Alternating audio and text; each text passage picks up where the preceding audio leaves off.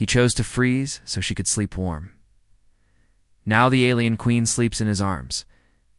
Marcus Kane pulled himself from the smoking wreckage of his ship, blood freezing on his forehead before it could drip. The criminals he'd been chasing had led him into an asteroid field, and now his pursuit had ended on this frozen wasteland of a planet. The wind howled across the ice plains with enough force to knock him sideways. His breath came out in white puffs that crystallized instantly. His survival suit's heater was damaged, sparking occasionally before dying completely without it. He had maybe an hour before the cold claimed him. Marcus activated his emergency beacon, knowing rescue was days away at best. He needed shelter and fast. Through the swirling snow, he spotted something that didn't belong on this desolate world. Geometric shapes, carved into a cliff face. Ancient architecture, weathered but still standing. Marcus stumbled toward it, his legs already growing numb from the cold. The entrance led to a vast chamber carved from living ice. Bioluminescent crystals provided an eerie blue glow, revealing the most beautiful sight he'd ever seen, and the most tragic. A woman floated in a pillar of clear ice at the chamber's center. Her skin pale blue and marked with intricate silver patterns that seemed to glow faintly. Her hair was white as fresh snow, and even frozen, she possessed an otherworldly beauty. But she was alive. Marcus could see her chest rising and falling slowly, her eyes moving beneath closed lids as if dreaming. The ice wasn't a tomb, it was a prison. Ancient text spiraled around the base of the ice pillar in a language his translator couldn't decipher. But the meaning was clear enough. Someone had wanted her locked away, forgotten. Marcus examined the ice carefully. It wasn't natural. Too perfect, too deliberate. Technology was keeping her frozen, not temperature alone. His fingers found a control panel hidden in the crystal formations. The symbols were alien, but energy patterns were universal. Marcus began working, his engineering background serving him well, even as his hand shook from the cold. The ice began to crack with sounds like breaking glass. Water rushed out, carrying with it the woman who had been trapped inside. She collapsed to the floor, gasping and shivering violently. Her silver-marked skin was freezing to the touch and her lips were turning blue. Marcus didn't hesitate. He stripped off his jacket and outer shirt, pulling her against his chest and wrapping them both in his thermal blankets. Her skin was like ice against his, so cold it burned, but he held her tighter. She was barely conscious, mumbling in a language he didn't understand. "Stay with me," he whispered against her hair, rubbing her arms and back to encourage circulation. "I've got you. You're safe now." She looked up at him with eyes like violet stars, confusion and gratitude warring in their depths. When she spoke, her voice was like wind chimes in a gentle breeze. "You, ... freed me," she said, in accented but clear English. "Why?" Marcus met her gaze steadily. "Because everyone deserves freedom."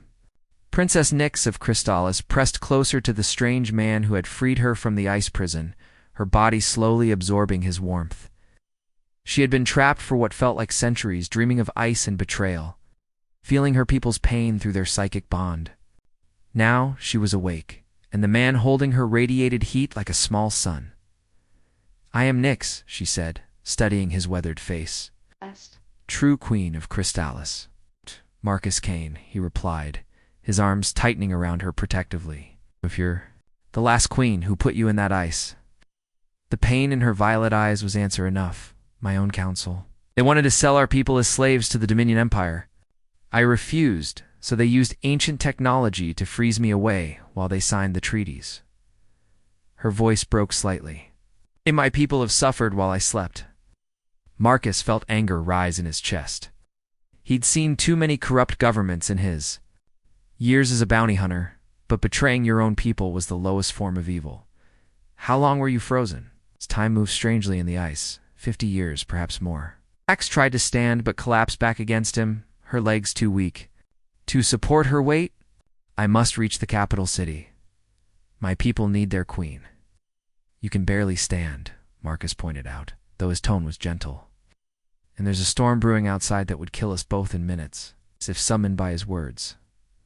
The wind outside rose to a screaming pitch. Ice crystals rattled against the chamber walls like bullets. They were trapped until it passed.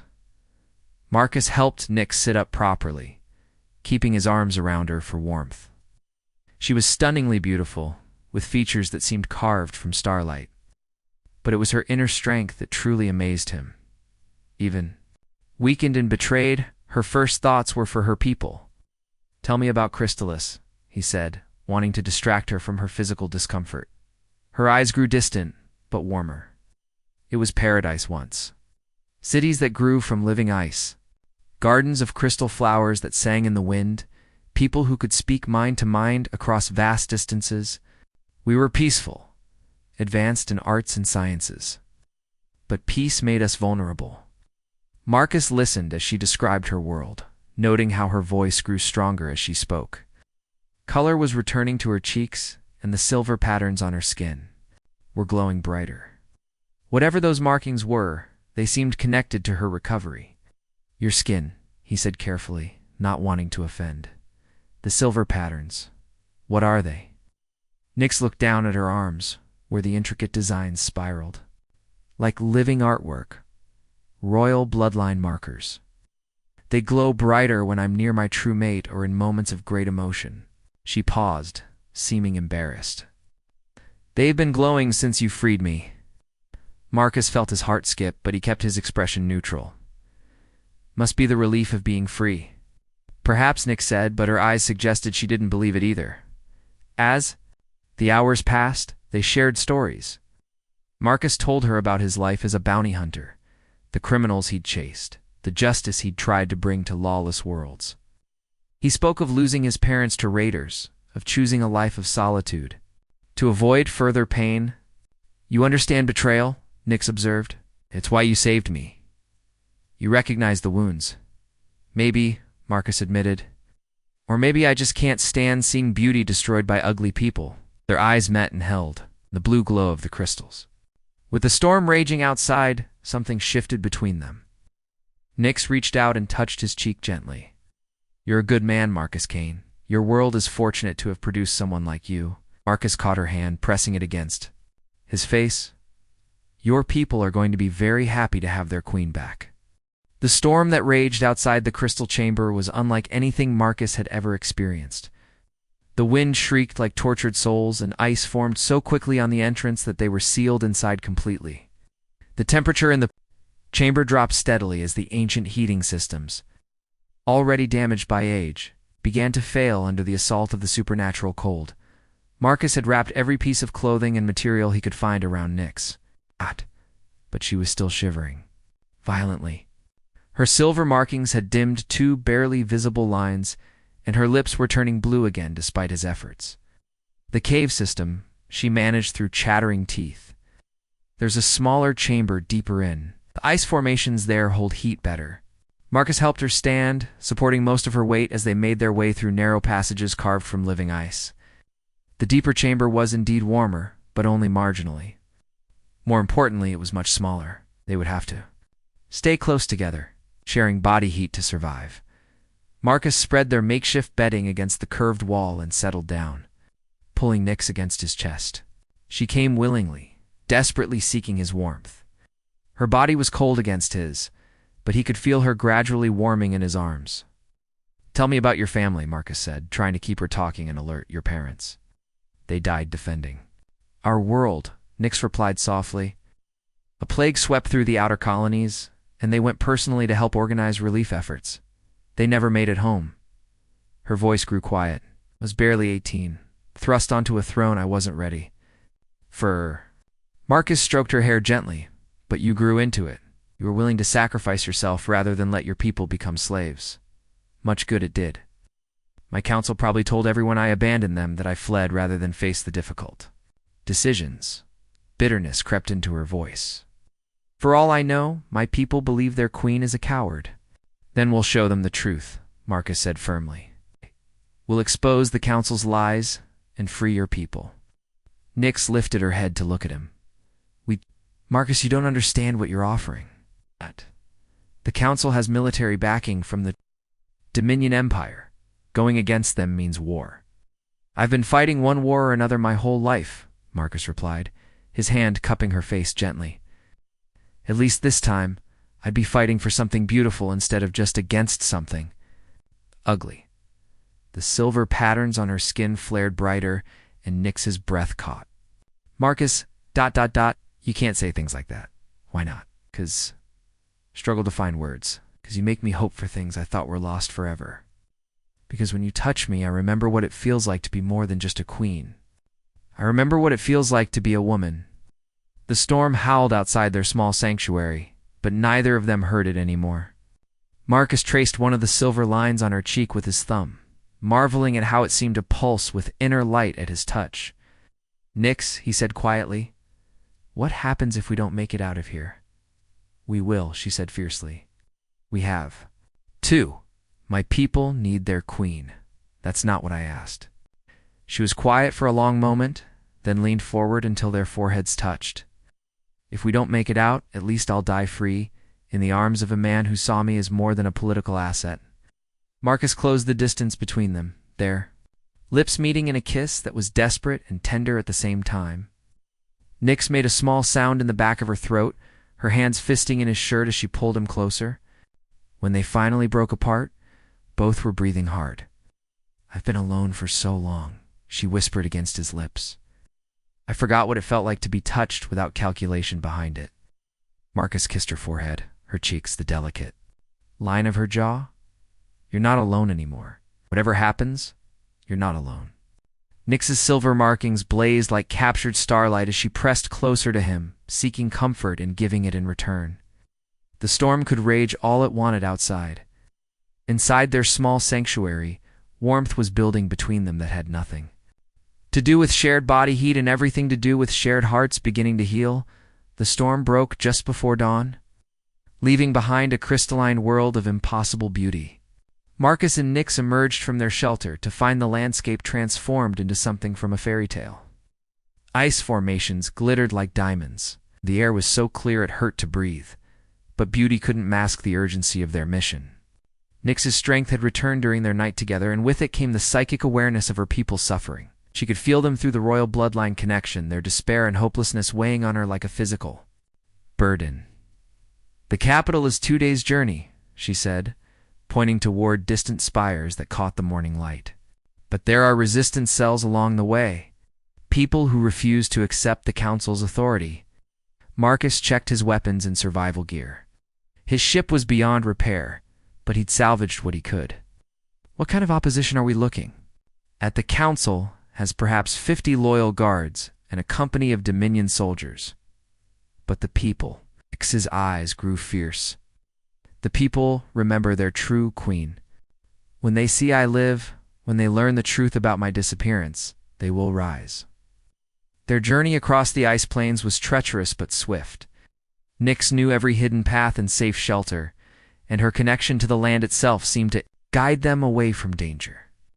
More than once, Marcus watched in amazement as she communicated with the native ice creatures, convincing them to help rather than hinder their passage.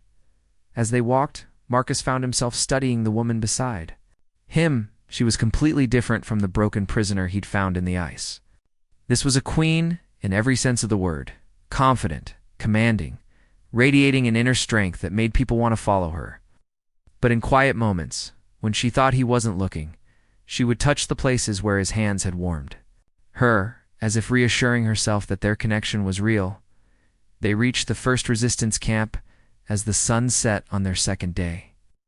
Hidden in a canyon of blue ice, it housed perhaps 30 people, men and women whose faces bore the marks of hardship, but whose eyes still held hope. When they saw Nyx approaching, several fell to their knees. Others simply stared in disbelief. My queen, an older man said, tears freezing on his cheeks. We were told you abandoned us. I was betrayed and imprisoned, Nyx replied, her voice carrying clearly in the cold air. But I have returned, and with me comes the end of the council's lies. The resistance fighters rallied around their returned queen, sharing intelligence and supplies. But as plans formed for the assault on the capital, Marcus noticed Nyx growing more distant. She would catch him looking at her and smile, but the smile never quite reached her eyes. Finally, he cornered her alone near the camp's edge. What's wrong? Nothing's wrong, she said, but she wouldn't meet his gaze. Don't lie to me, Nix. I can read you better than that. She was quiet for a long moment, watching the stars appear in the darkening sky. After tomorrow, everything changes. I'll be queen again with all the responsibilities that entails. There will be treaties to negotiate, cities to rebuild, people to heal. And you'll leave, she said simply. You have your own life, your own world. Didn't sign up to be a king? Marcus turned her to face him, his hands gentle but insistent on her shoulders. What if I want to stay? Don't, she whispered, pain clear in her voice. Don't make this harder than it has to be. I'm serious, Nix. What if I want to stay? Before she could answer, shouts arose from the camp. A scout had returned with urgent news. The council had learned of the resistance gathering and was mobilizing to crush them. The final confrontation would come sooner than expected.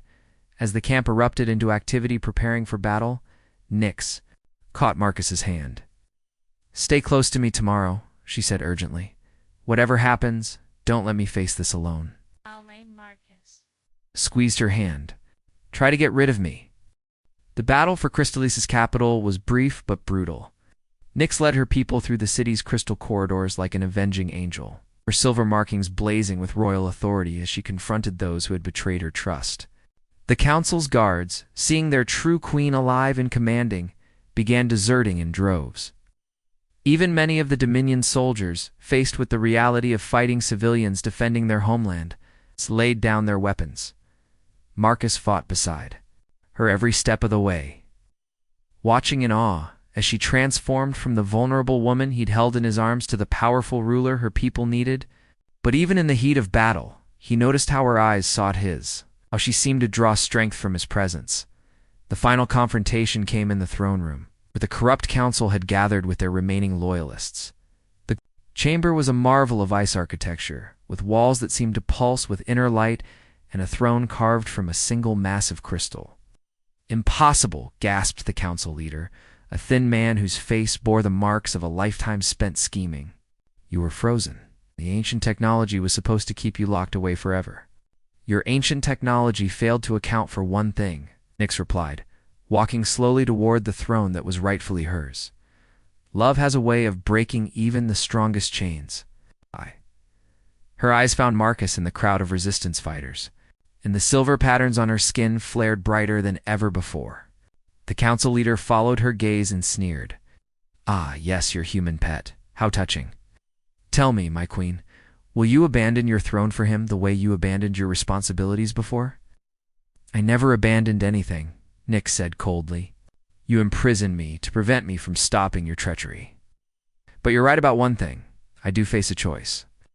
She turned to address the gathered crowd, her voice carrying throughout the crystal chamber. My people, you deserve a queen who will put your needs above her own desires. You deserve someone who will fight for your freedom, protect your children, and never again allow you to be sold into slavery. The crowd murmured agreement, but Marcus felt a cold dread settling in his stomach. He knew what was coming. Therefore Nix continued, I offer you this choice. I can remain your queen, dedicating my life entirely to rebuilding our world. Or, she looked directly at Marcus. Love, and sorrow warring in her violet eyes. I can abdicate in favor of my sister's daughter and leave with the man who saved not just my life, but my heart. The silence that followed was deafening. Then, to everyone's surprise, it was broken by laughter, not from the crowd, but from Marcus himself. Did I say something amusing? Nix asked, confusion replacing the sorrow in her expression. Marcus stepped forward, ignoring the weapons that tracked his movement. Only that you're still thinking like this is an either-or situation. He reached the base of the throne and looked up at her. Nix, what if I told you I don't want to take you away from your people? What if I told you I want to help you rule them? The silver markings on her skin pulsed like a heartbeat. Marcus, you don't understand what you're saying. To be my consort. To help rule Crystalis, you'd have to give up everything. Your ship, your freedom, your old life. My ship is scrap metal. My freedom was just another word for loneliness. And my old life? Marcus climbed the crystal steps toward her. My old life led me to you. I'd say that makes it the most successful failure in galactic history. He knelt before the throne, but not in submission, in proposal. Princess Nyx of Crystal Lys, would you do me the honor of letting me spend the rest of my life keeping you warm? The crowd erupted in cheers as Nyx launched herself from the throne into Marcus's arms. Their kiss was witnessed by an entire world, and when they finally broke apart, both were laughing through their tears. Is that a yes? Marcus asked, holding her close. That's a yes to everything, Nyx replied.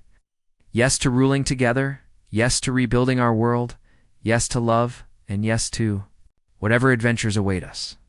The corrupt council members were led away in chains. The Dominion soldiers were escorted off-world, and the long work of rebuilding began. But that night, as Marcus and Nyx stood on the palace balcony watching the aurora dance across Crystallisa's sky, they knew they had found something more precious than any throne or title. No more freezing, Marcus murmured against her hair. No more sleeping alone, Nyx agreed, her silver markings glowing softly in the starlight. Together, they had turned a frozen prison into a warm haven, proving that sometimes the best way to rule a world is to first learn to share a heart.